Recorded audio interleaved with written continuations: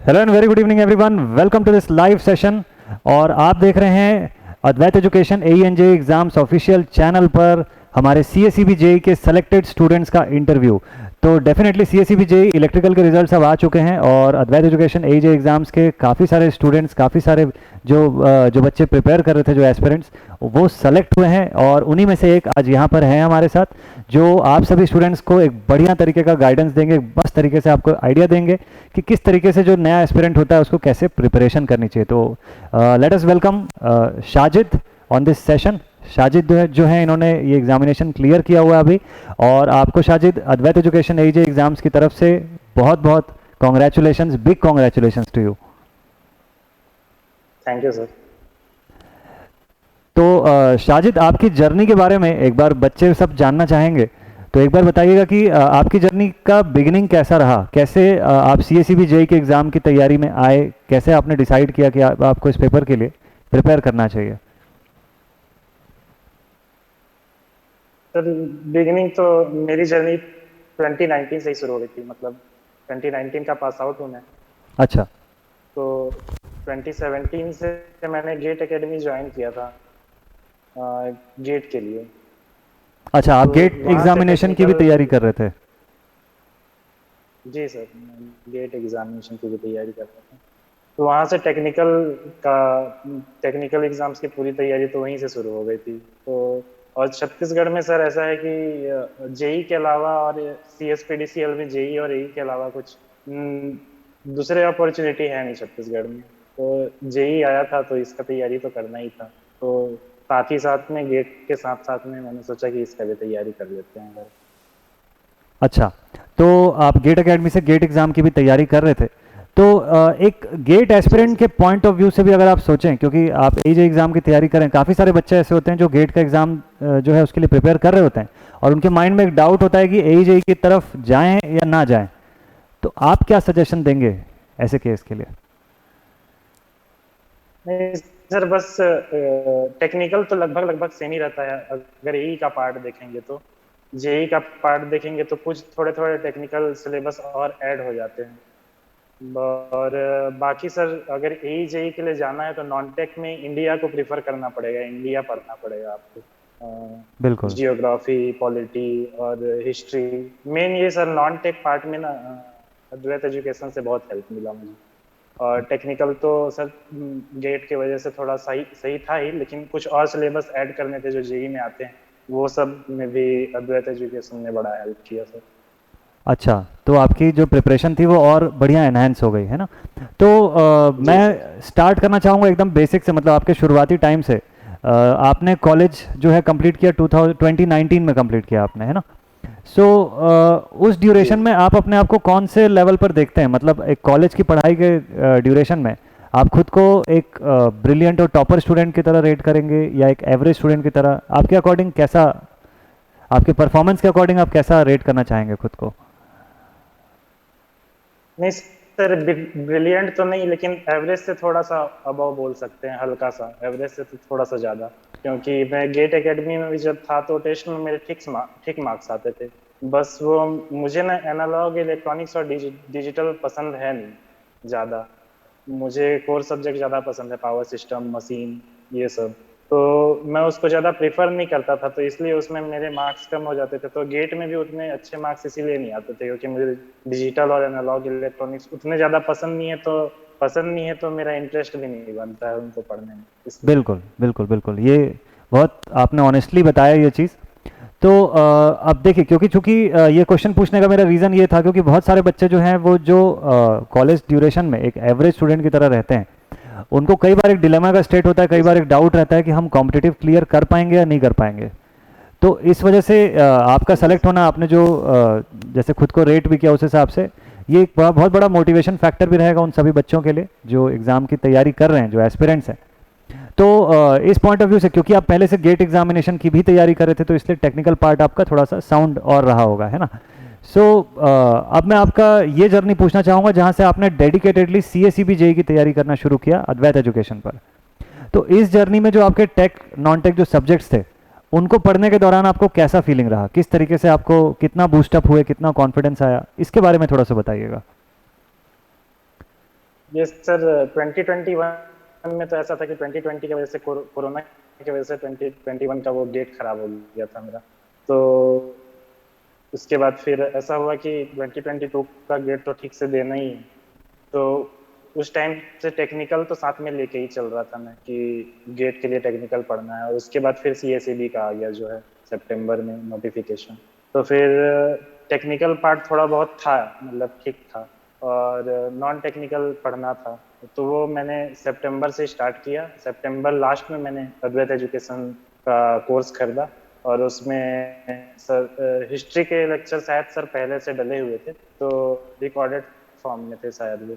तो वो मैंने देखना स्टार्ट किया, और जियोग्राफी के लेक्चर थे सर रिकॉर्डेड फॉर्म में, वो देखना शुरू किया। और सर जेई में यू डबल ई जो है वो अलग से ऐड हो जाता है, यूटिलाइजेशन ऑफ इलेक्ट्रिकल इंजीनियरिंग। तो वो बिल्कुल। अलग से ऐड हो जाता है, प्लस मटेरियल पढ़ना पड़ता है कि कौन से योग किससे बना है, स्टेटर किससे बना है, ये सब पढ़ना पड़ता है। वो सर गेट में तो पूछता नहीं है, गेट में मैं मतलब मैथमेटिकल ही रहता है मैक्सिमम।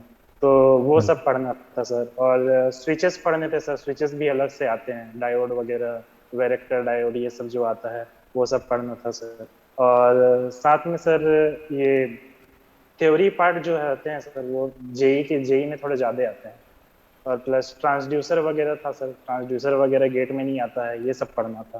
तो ये सब पढ़ने के लिए मैंने अक्टूबर से स्टार्ट किया था सर ये, लेकिन टेक्निकल मेरा सर मतलब पहले से ही थोड़ा कंटिन्यूटी में था ही थोड़ा थोड़ा। और ये जेई के लिए जो अलग से जो पढ़ना था वो सब मैंने सितंबर अक्टूबर से पढ़ना स्टार्ट किया सर। बिल्कुल। तो इसका मतलब ये है कि आपका जो कोर सब्जेक्ट्स जो थे, जो जो मेजर जो कोर सब्जेक्ट्स थे, उनका आपने गेट के साथ साथ इसमें भी आपने प्रिपरेशन किया और प्लस एडिशनल सब्जेक्ट्स भी लेके चल रहे थे। तो एक एस्पिरेंट जो है जो जेई एग्जामिनेशन की तैयारी करेगा, तो आपके हिसाब से उसको किन सब्जेक्ट्स पे ज़्यादा स्ट्रेस देके पढ़ने की ज़रूरत होती है, किन सब्जेक्ट्स पे ज़्यादा उसको फोकस करना चाहिए? सर मशीन और पावर सिस्टम तो सब पढ़ते हैं लगभग लगभग, मशीन पावर सिस्टम नेटवर्क ये तो कॉमन हो गया। लेकिन लोग छोड़ देते हैं मेजरमेंट को, जो बहुत इंपॉर्टेंट है। मुझे ऐसा लगता है कि बहुत बहुत इजी सब्जेक्ट है और बहुत छोटा सब्जेक्ट है मेजरमेंट। तो मेजरमेंट को लोग छोड़ देते हैं, मेजरमेंट को अच्छे से पढ़ना चाहिए। और अगर पेपर डिसाइड करता है तो पेपर डिसाइड करता है एनालॉग और डिजिटल। मतलब मशीन और पावर सिस्टम सब बनाएंगे, नेटवर्क भी सब बनाएंगे, एनालॉग और डिजिटल में जो हाथ मारेगा वही पेपर में हाथ मारेगा। तो मैंने डिजिटल ऊपर ऊपर से अच्छे से पढ़ लिया था, क्योंकि मुझे पता था कि जेई में ऊपर ऊपर से ही आएगा, कोई ज्यादा डीप में डिजिटल तो जाएगा नहीं। और एनालॉग इलेक्ट्रॉनिक्स में भी मैंने बीजेटी उतने अच्छे से नहीं पढ़ा था, ओपैम्प और अच्छा। डायोड अच्छे से पढ़ा था। लेकिन हम्म। बीजेटी में ऐसा था कि मॉसफेट का थोड़ा थोड़ा पार्ट में पढ़ा था, तो सीमॉस वगैरह आ गया था सर एग्जाम में। मेरा 10 तारीख वाला पेपर था, तो उसमें थोड़ा सीमॉस वगैरह आया था इस टाइप के, और डिजिटल के भी थोड़े टफ क्वेश्चन थे। तो इसलिए सर उसमें हेल्प हो गया बस। अच्छा, तो 10 तारीख का जो पेपर था, काफ़ी सुनने में आ रहा था सब बच्चों से कि 10 तारीख को बहुत टफ पेपर आया था, बाकी पिछले 2-3 दिन से पेपर इजी आ रहे थे। 10th का पेपर काफ़ी सारे बच्चे बोले थे कि डिफ़िकल्ट आया था। आपका क्या ओपिनियन है इसके हिसाब से? सर डिफिकल्ट तो आया था, मैं पेपर दे के निकला तो मैं तो ये एक्सपेक्ट करके गया था कि जेई का पेपर होगा, बहुत ज्यादा डिफिकल्टी लेवल तो होगा नहीं। मतलब ऐसा होगा कि आता है तो आता है, नहीं आता है तो थोड़ा सा भी नहीं आता है।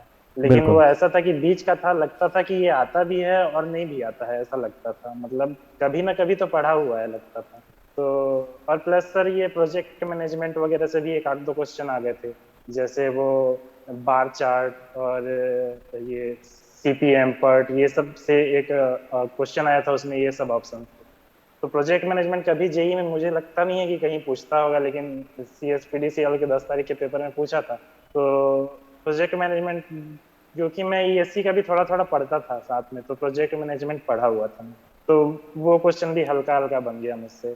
और तो ऐसा था कि कभी ना कुछ पढ़ा हुआ था, तो एक टाइम पे ऐसा लगा कि मतलब कि मैं रिस्क लूं कि नहीं लूं, ज्यादा ज्यादा क्वेश्चन लगाऊं कि नहीं लगाऊं पेपर में। तो उस टाइम पे लगा कि गेट का एग्जाम तो है नहीं कि मेरे को एमटेक करना है, थोड़ा बहुत ठीक ठाक मार्क्स आ जाएगा, तो यहाँ सिलेक्शन लेना है। तो क्वेश्चन नहीं बनाएंगे तो सिलेक्शन नहीं होगा। तो सर बिल्कुल। मैं फिर मैं सोचा कि अब जो मुझे लग रहा है कि सही आंसर होगा वो मार ही देता हूँ। ऐसे मैं छोड़ दूंगा तो फिर तो नहीं होने वाला है, क्योंकि आफ्टर 60-65 क्वेश्चन मेरे को लग रहा था सर कि इतना एकदम श्योर शॉट है कि मेरे मतलब इतने तो सही होंगे ही। हाँ, और उसके बाद फिर उसके बाद मेरे को ऐसा लग रहा था कि हो नहीं पाएगा, लेकिन 60-65 में मतलब इतने सही होंगे, लेकिन हो सकता है कि सिलेक्शन नहीं होगा। तो फिर मैं सोचा कि और जो सही मतलब लग रहा है कि कभी ना कभी पढ़ा हूँ, जैसे रेलवे ट्रैक्स में बूस्टर ट्रांसफार्मर यूज करते हैं, ये सब कभी ना कभी पढ़ा था मैं। तो ये सब पढ़ा हूँ तो वो सब मारते गया मैं सोचा कि कभी ना कभी तो पढ़ा हुआ है, जो लग रहा है ऑप्शन एलिमिनेट करके मारते जाते हैं। तो ऑप्शन एलिमिनेट करके मैंने 89 क्वेश्चन अटेम्प्ट किए थे सर। उसके बाद तो मेरा ऐसा हुआ कि अब बहुत ज्यादा हो गया है, इससे ज्यादा अटेम्प्ट करूंगा तो शायद ज्यादा नेगेटिव हो जाएगा, फिर होगा भी। तो बिल्कुल। 89 के बाद मैंने छोड़ दिया था। हाँ बढ़िया। तो सर। और जब 89 मैं क्वेश्चन, टेस्ट सीरीज, हाँ सर। तो 89 क्वेश्चन आपने अटेम्प्ट किया, उसके बाद माइंड में थोड़ा सा एक सिक्योर वाली फीलिंग आई होगी कि ठीक है अब पेपर निकल जाएगा मेरा, अब सेलेक्ट होने के चांसेस नहीं जो है वो सर, वो काफ़ी। सिक्योर वाली फीलिंग तो नहीं आई थी। ऐसा लग रहा था कि हो सकता है इसमें ज्यादा नेगेटिव मत हो जाए, क्योंकि एग्जैक्टली exactly, मतलब मैंने तो ऐसा ऑप्शन एलिमिनेट करके मारा था ना कि ये दोनों में से लग रहा है, कभी ना कभी तो मैंने पढ़ा है, ये दोनों बिल्कुल में से लग रहा है तो रिस्क लेते हैं और इसको मारते हैं। तो उसमें मैंने कम से कम 15 क्वेश्चन ऐसे मारे होंगे कि इन दोनों में से लग रहा है, रिस्क लेते हैं और मारते हैं। तो कभी ना कभी पढ़ा हुआ के हिसाब से मैंने वैसे किया था, तो ये काम कर गया फॉर्चुनेटली। उसके बाद फिर डर तो लग रहा था सर कि ज्यादा नेगेटिव मत हो जाए, तो बिल्कुल मैंने बिल्कुल। रिस्क लिया है करके। हाँ, तो वो लास्ट तक पता नहीं था मेरे को कि होगा कि नहीं होगा। मैं होप नहीं रखा था, मैं ऐसा था कि 20-30% था, क्या है कि आगे एग्जाम में फिर सर फोकस नहीं हो पाता है अगर एक एग्जाम से ज्यादा होप रख लेते हैं तो आगे वाले एग्जाम्स में फोकस नहीं कर पाते हैं, इसलिए मैं ज्यादा होप नहीं रखता था इसमें। बिल्कुल बिल्कुल। बट आपने चीज़ों को इतने प्रॉपरली और एकदम काम एंड कूल वे में वहाँ पे अटेम्प्ट किया कि देखिए आज के डेट में आप सेलेक्टेड हैं। हाँ तो सर। इसी वो आपकी 10 तारीख के पेपर में सिलेक्टेड होने का खुशी अलग है सर। बिल्कुल ये बात तो है, क्योंकि मोस्टली जितने स्टूडेंट्स से मैंने डिस्कशन भी किया हुआ था उस 10 तारीख का पेपर जितने बच्चों ने दिलाया, क्योंकि उससे एक दिन दो दिन पहले के जो रिव्यूज़ आ रहे थे वो बहुत इजी वाले रिव्यू आ रहे थे कि ठीक है पेपर इजी आ रहा है, एवरेज टू इजी लेवल पर चल रहा था पेपर। और सडनली 10 तारीख के पेपर का जो रिव्यू था वो एग्जैक्टली उल्टा था। और आपने जो पेपर जो क्लियर किया वो एग्जैक्टली 10 तारीख के का ही जो पेपर था आपका, उसको आपने क्लियर किया हुआ है, तो ऑब्वियसली बहुत एक अलग ही लेवल पे खुशी होगी। आपके इस प्रिपरेशन के ड्यूरेशन में साजिद, नोट्स वगैरह भी आप बनाए होंगे आई होप कि आप जब पढ़ाई कर रहे थे, तो आपको क्या लगता है एक हाँ सर। एस्पिरेंट एक स्टूडेंट के पॉइंट ऑफ व्यू से नोट्स क्या मायने रखेगा अगर वो जेई एग्जाम की तैयारी कर रहा है तो? नहीं सर, नोट्स बहुत इम्पोर्टेंट, मतलब बहुत ज़्यादा इम्पोर्टेंट है किसी भी प्रिपरेशन में। मेरे को लगता है अगर आपका नोट्स नहीं बना हुआ है तो फिर आपका प्रिपरेशन 50% भी नहीं है फिर तो। बिल्कुल मतलब नोट्स बहुत इंपॉर्टेंट है, क्योंकि अगर आप अपना हैंड रिटन नोट्स पलटते हैं ना तो आपको लगता है कि ये तो मैं ही लिखा हूँ करके, तो आप उसको जितने बार पलटेंगे उतना कम टाइम लगेगा उसको बार बार पलटने में। लेकिन अगर आप बुक पलटेंगे ना सर, तो उसमें बस आप इंपॉर्टेंट पॉइंट मार्क कर सकते हैं, लेकिन वो सर ऐसा लगेगा नहीं, कभी अपना वाला फीलिंग नहीं आएगा कि ये मैंने ही तो लिखा है, वो वाला फीलिंग नहीं आया। अगर आप एक बार लिख लेते हैं उस चीज को ना, तो वो 10% 20% तो आपके माइंड में बैठ जाता है कि मैंने ही लिखा है करके। बिल्कुल सही बात है ये बहुत इंपॉर्टेंट थिंग भी है। तो साजिद आप इस प्रिपरेशन के दौरान क्योंकि क्वेश्चंस प्रैक्टिस करने के लिए बहुत सारी सब चीज़ें होती है, तो इसमें अद्वैत एजुकेशन एजे के कोर्स में जो C S C P JE का जो कोर्स था, इस दौरान जी आप सर। सब स्टूडेंट्स को वर्कबुक भी प्रोवाइड की गई थी पीडीएफ फॉर्मेट में। तो आपको क्या हाँ लगता सर। है ये वर्कबुक कितनी बेनिफिशियल रही आपके इस प्रिपरेशन एंड सिलेक्शन में? क्या रोल प्ले करेगी एक एस्पिरेंट सर के लिए वर्कबुक? जब हम लोग सर ढूंढते हैं ना जेई के क्वेश्चंस खासकर, तो हम लोग को लगता है कि पता नहीं कहाँ से क्वेश्चन आता है, खासकर जो बीई करके गेट का प्रिपरेशन कर रहे हैं उन लोगों को तो ज्यादा ही लगता है कि, क्योंकि हम लोग मैथमेटिकल अप्रोच ज्यादा रखते हैं, थ्योरेटिकल अप्रोच एकदम कम रखते हैं, मतलब बिल्कुल थ्योरी पे पार्ट पे जा उतना ज्यादा ध्यान नहीं देते हैं। तो थ्योरी पार्ट पे ध्यान देने के लिए सर प्रीवियस ईयर क्वेश्चन होने, और जैसे अद्वैत एजुकेशन में सर क्वेश्चंस थे थ्योरेटिकल पार्ट खासकर, और मैथमेटिकल तो थे ही, थ्योरेटिकल भी बहुत अच्छे अच्छे क्वेश्चन थे। तो वो जब एक बार लगा लिया ना, तो ऐसा लगा कि सर कि बहुत सारा थ्योरी आ गया, मतलब अब आता है कुछ कुछ ऐसे टाइप से थ्योरी तो आता है करके। तो वो वाला पार्ट सर, उसमें बहुत हेल्प किया अद्वैत एजुकेशन का, जो बुकलेट वगैरह मिला था ऑनलाइन, वो सर बहुत हेल्प हुआ उससे। बिल्कुल। तो और सर हाँ, बताइए। मैं स्पेशली सर मेंशन करना चाहूँगा सर कि धांधे सर और साक्षी मैम जो है, उन्होंने पढ़ाया था जो मशीन और मैंने नेटवर्क उन्हीं से पढ़ा था। तो अच्छा। सर उनके उनका ये मशीन और पीएसए और नेटवर्क और सिग्नल और ये एनालॉग इलेक्ट्रॉनिक्स का कंट्रीब्यूशन जो था ना सर, वो बहुत ज़्यादा था। मतलब वो अगर वो नहीं होता सर तो शायद ही मतलब वो होता कि मेरा इतना अच्छा कमांड बन पाता उसमें। डेफिनेटली आपने उनसे पढ़ा हुआ है, इसका मतलब सब्जेक्ट से प्यार करवा देंगे वो सीधे। तो ये वाली फीलिंग आपको, हाँ सर। हाँ ये वाली फीलिंग जो है ये बहुत ज़्यादा इंपॉर्टेंट होती है ना। तो जी ओवरऑल सर। ये आपकी जो जर्नी थी बहुत ही बढ़िया तरीके से थी, आपने काफ़ी एफर्ट किया। एक जाते जाते मैं आपसे एक चीज़ जी और सर। पूछना चाहूँगा कि जो एस्पिरेंट है, जी क्योंकि आपने शायद फर्स्ट अटेम्प्ट में इस एग्ज़ाम को क्लियर किया हुआ, आप पहली बार दिला रहे थे C S C B JE का एग्जामिनेशन, और पहले हाँ अटेम्प्ट में आपने इसको सर। क्लियर कर लिया है।